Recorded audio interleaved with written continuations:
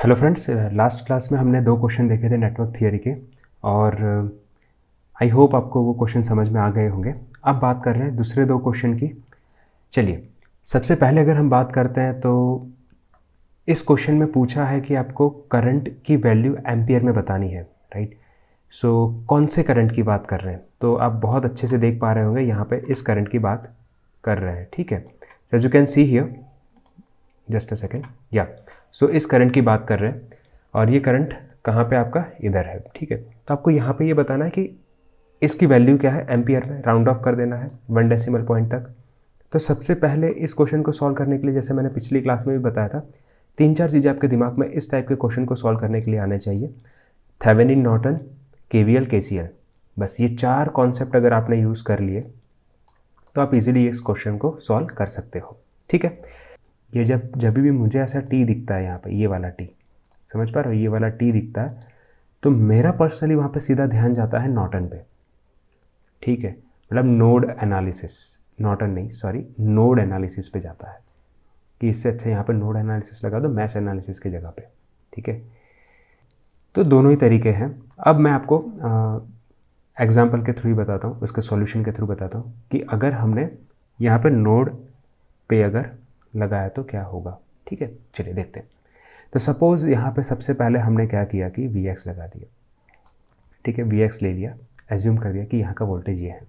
क्या हमारा एम ये Vx कैलकुलेट करना है? नहीं, हमारा एम क्या है, ये करंट कैलकुलेट करना। तो वैसे स्टेप बाय स्टेप सोचते हैं कि देखिए, अगर ये करंट कैलकुलेट आपको करना है तो पहला स्टेप क्या होगा कि अगर ये वोल्टेज मुझे पता है, ये वोल्टेज अगर मुझे पता चल गया और इन दोनों के बीच का रेजिस्टेंस मुझे पता है, तो ये करंट कैलकुलेट करना बहुत आसान सा हो जाएगा। तो मेरा अब स्टेप, अगर ये करंट कैलकुलेट करना है तो कहीं ना कहीं मुझे ये वोल्टेज पता होना चाहिए, ठीक है। कि देखिए यहाँ पे हमने Vx ले लिया, ये Vx इसलिए लिया क्योंकि मुझे ये वोल्टेज पता होगा, ये वोल्टेज पता है, ये रेजिस्टेंस पता है, तो करंट निकल जाएगा। ये मेरा फाइनल स्टेप है। तो आप बोलोगे कि सर Vx कैसे निकालें, तो Vx निकालने के लिए वो नोड एनालिसिस मैंने बताया, ठीक है। तो Vx माइनस ये वोल्टेज, ठीक है, क्योंकि यहाँ पे मैं इसको हमेशा पॉजिटिव कंसिडर करता हूँ, तो positive minus this positive and divided by this resistance will give me this current, ठीक है। तो यहाँ पे मैंने ये इक्वेशन 2 लिख दी, ध्यान से देखिए, ओके। तो ये एक इक्वेशन बनाई। अब मैं यहाँ पे नोडल लगा रहा हूँ, नोड एनालिसिस लगाना है मुझे, अप्लाइंग द नोडल, राइट। तो वो क्या है कि यहाँ पे आने वाला करंट, इस नोड पे आने वाला करंट, यहाँ पे आने वाला करंट और यहाँ पे आने वाला करंट का जो समेशन होता है वो 0 होता है, समझ गए। तो यहाँ पे कौन सा करंट आ रहा है, आप कहोगे कि सर आई करंट आ रहा है, तो आई यानी आ रहा है, तो अगर उसको मैंने उसको नेगेटिव लिया है तो आ रहा है। 2 एम्पियर करंट यहाँ पे आ रहा है तो उसको हमने नेगेटिव लिया है। और मैं यहाँ पे करंट जा रहा है इस तरीके से लिखना चाहता हूँ। अब जा रहा है उसको मैं क्या करूँगा, पॉजिटिव लूँगा सबसे पहले। तो जाता हुआ करंट दिखाने के लिए हमने क्या किया, Vx माइनस ये वोल्टेज डिवाइडेड बाय 3 वोल्ट। तो कुल मिला के मैंने यहाँ पे नोड x पे हमने नोडल लगा दिया, ठीक है। उससे ये इक्वेशन फॉर्म हो गई। इसको आप सिंप्लीफाई करोगे तो आपको ये इक्वेशन नंबर 1 मिल जाएगी। ये इक्वेशन हमने स्टार्टिंग में ही कैलकुलेट कर ली। तो 2 इक्वेशन, 2 वेरिएबल आप इजीली कैलकुलेट कर सकते हो। हमारा एम क्या है, आई कैलकुलेट करना, राइट। तो हम Vx के जगह पे ये वैल्यू डाल देते हैं। जैसे आप Vx की जगह पे वैल्यू डाल दोगे, इजीली आप ये कैलकुलेट कर दोगे। समझ पाए? यहाँ तक क्लियर है? यहाँ तक किसी को भी कोई डाउट है? आप में से काफ़ी लोग कहेंगे कि हमने ये इस तरीके से मैश क्यों नहीं लगाया।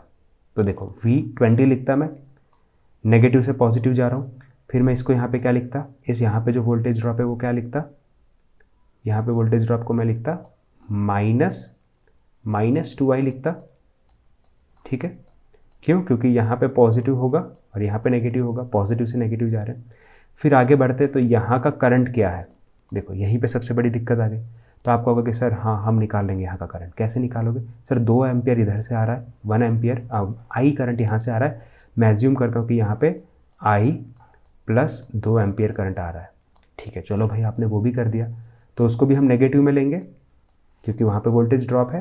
तो आई प्लस 2 और उसको हम मल्टीप्लाई करेंगे 3 से, बिकॉज हमें वोल्टेज ड्रॉप निकालना है, तो आपने 3 से मल्टीप्लाई कर दिया। ओके, अब आप बोलोगे कि sir plus minus 5i, plus minus 5i, तो प्लस है यानी पॉजिटिव से नेगेटिव जा रहे हो, तो अगेन मैं यहाँ पे क्या लिखूँगा, minus 5i which is equals to what, which is equals to 0। ठीक है, ओके, यहाँ पे एक ही इक्वेशन है, देखो एक ही इक्वेशन से काम हो रहा है कि नहीं हो रहा है, चेक करते हैं। तो ये हो जाएगा आपका, सपोज यहाँ पे 20 है, यहाँ पे माइनस 2i, अच्छा इसको मैं इसके साथ मल्टीप्लाई कर देता हूँ, तो ये माइनस 3i, माइनस 3i, ठीक है, और यहाँ पे माइनस 2i, ओके, और ये 20 एज इट इज़ हमने लिख दिया। अगेन ये माइनस साइन इसके साथ मल्टीप्लाई हो जाएगा, 3 2 ज़ा 6, तो यहाँ पे हम लिख देंगे माइनस 6 और माइनस 5i, ये हो गया यहाँ तक, which is equals to 0। Okay, now minus 5i और ये भी माइनस 5i, तो ये हो गया माइनस 10i। ओके, तो which is equals to what, which is equals to 20 minus 6 that is 14, तो यहाँ पे चला गया 14। अच्छा, मैंने इक्वल्स टू के उस तरफ भेज दिया है 14 को, तो मैं माइनस 14 लिख देता हूँ और ये माइनस माइनस कैंसिल आउट हो जाएगा, then again I will get 10 is equals to 14/10।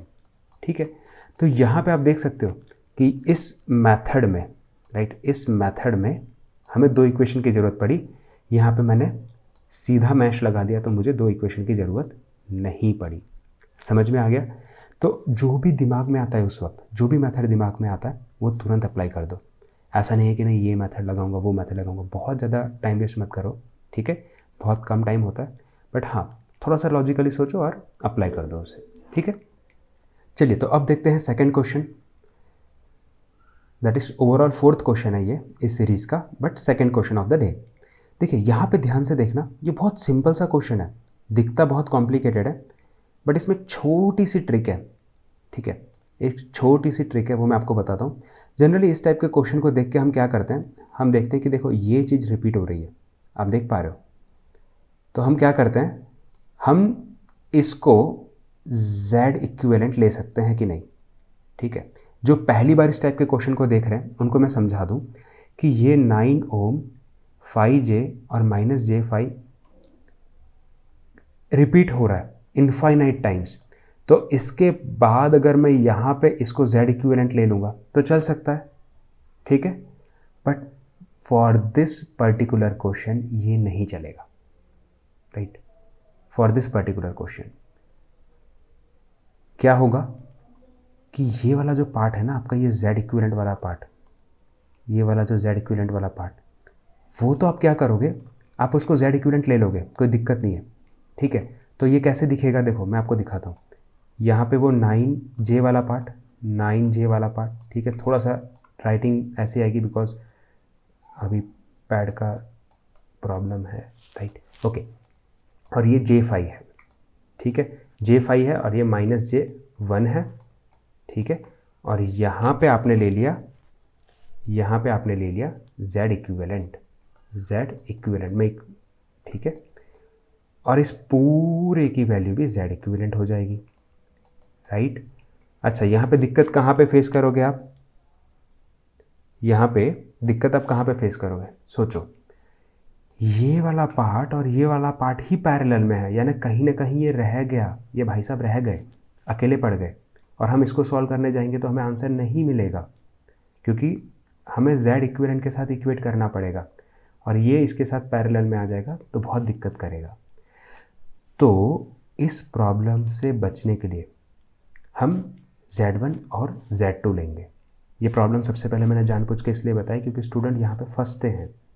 अच्छा, दूसरी चीज़ बताता हूँ उनके लिए जो इस चीज़ को अभी भी नहीं समझ पाए, तो उनको बहुत सिंपल से कॉन्सेप्ट से मैं बताता हूँ कि मान लो, ठीक है, यहाँ पे r है, r1 है और r2 है, इस तरीके से r1 और r2 रिपीट हो रहा है, ठीक है, हम यहाँ पे z1 और z2 लेंगे।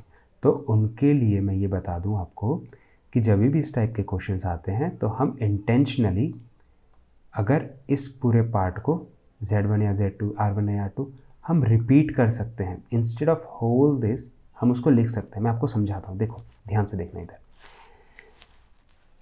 z1 ले लिया हमने, वो सब कन्फ्यूज़न हटाने के लिए, सिंप्लिसिटी के लिए z2 ले लिया, ठीक ठीक है, वो पूरी वैल्यू लिखने जाएंगे, कुछ रह जाएगा, मिस हो जाएगा, इसलिए हमने Z1 और Z2 ले लिया।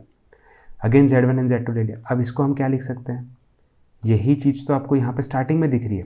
जब यहाँ से आप देखोगे तो आपको कौन से दो लोग दिखेंगे, एक Z1 दिखेगा और एक Z2 दिखेगा, दो ही लोग दिखेंगे। और यहाँ से मान लो आपने देखना स्टार्ट कर दिया तो अगेन आपको Z1 और Z2 दो ही लोग दिखने वाले हैं। तो इसलिए इस पूरे टर्म को हमने क्या ले लिया, Z इक्विवेलेंट ले लिया। अच्छा, अब आते हैं मेजर पार्ट पे कि Z इक्विवेलेंट और Z2 क्या है, पैरेलल में है। तो आपको यहाँ पे ये पैरेलल में दिखे और वो इसके सीरीज़ में है। ये पूरा का पूरा अरेंजमेंट इस भाई साहब के सीरीज़ में है। सीरीज़ में है तो हम इस तरीके से लिख सकते हैं, कोई दिक्कत नहीं है, ऐसे लिख देंगे। अब क्या करेंगे, जस्ट हम इसकी वैल्यू पुट करना स्टार्ट कर देंगे। तो हमने देखा कि Z1 की वैल्यू क्या थी, 9J9 थी, और Z2 की वैल्यू आप इजीली कैलकुलेट कर सकते हो, J5 माइनस J1, तो 4J आ गई। बस आपने क्या करना है, Z1 और Z2 की वैल्यू कैलकुलेट रख देनी है, यहाँ पे पुट कर देनी है। जैसे आप पुट कर दोगे ना तो आपके पास बचेगा क्या, खाली एक वेरिएबल बचेगा, और उसको इधर उधर इक्वेट करके आप सिंप्लीफाई कर दोगे। जैसे सिंप्लीफाई कर दोगे तो आपको J = 12 आ जाएगा। ठीक है, तो यहाँ पे आई होप आपको सिंप्लीफिकेशन में कोई डाउट नहीं होना चाहिए, राइट। मैं सिर्फ Z लिखता हूँ, Z इक्विवेलेंट के जगह पे, और J1 के जगह पे आप क्या लिखोगे, J1 के जगह पे आप J9 लिख दोगे। ठीक है, और यहाँ पे प्लस J2 के जगह पे आप क्या लिखोगे, J4 लिखोगे। ठीक है, Z इक्विवेलेंट लिखोगे, तो मतलब Z ही लिखता हूँ मैं वहाँ पे, J नहीं Z, राइट। और यहाँ पे क्या लिखोगे, J2 के जगह पे J4 लिखोगे। ठीक है, J4 प्लस Z। अब आप इधर भेजोगे इसको, ठीक है, इसका एलसीएम वगैरह लेके इधर भेजोगे, तो जब आप सॉल्व करोगे तो आपको क्वाड्रेटिक इक्वेशन जैसी फीलिंग आएगी। ठीक है, यानी क्वाड्रेटिक इक्वेशन आपको मिलेगी, उसको सॉल्व कर दोगे तो हो जाएगा। समझ गए? ठीक है, सो आई होप ये आपको यूज़फुल रहेगा। Thank you so much. जय हिंद, वंदे मातरम।